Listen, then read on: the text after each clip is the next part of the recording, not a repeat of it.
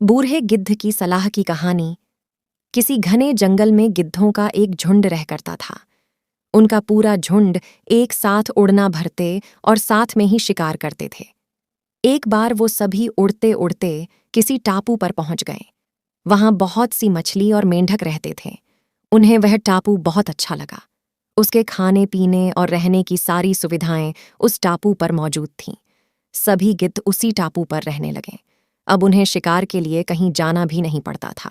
सभी बिना किसी मेहनत के भरपेट भोजन करते और उस टापू पर आसल में जीवन जीने लगे।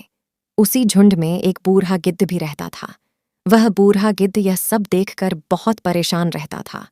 उसे अपने साथियों की आलस भरी दशा देखकर चिंता होने लगी। वो सभी गिद्धों को कई बार चेतावनी भी देता कि मित्रों, हमें फिर से शिकार के लिए उड़ान भरनी चाहिए ताकि हम अपना शिकार करने की कला को और भी मजबूत बनाए रख सकें। अगर ऐसे ही आलस करेंगे तो एक दिन हम शिकार करना तक भूल जाएंगे। इसलिए हमें जल्द ही अपने पुराने जंगल में वापस जाना चाहिए। कुछ दिनों के बाद उस बूढ़े गिद्ध ने सोचा कि बहुत समय हो गया, चलो उस टापू पर जाता हूँ और वहां पर अपने सगे लोगों और दोस्तों से मिलकर आता हूँ। वह बूढ़ा गिद्ध जैसे ही उस टापू पर पहुंचा, वहां की हालत देखकर वह हैरान रह गया। वहां का दृश्य बहुत भयावह था। उस टापू पर मौजूद सभी गिद्ध मर गए थे। वहां पर सिर्फ उनकी लाशें ही पड़ी थीं। तभी उसे कोने में एक घायल गिद्ध दिखाई दिया।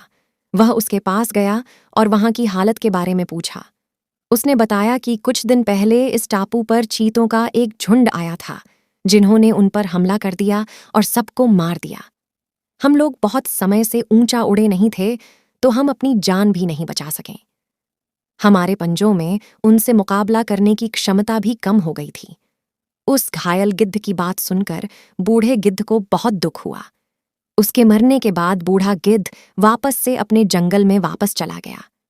कहानी से सीख, हमें हर हाल में अपनी शक्ति और अधिकारों की रक्षा करनी चाहिए।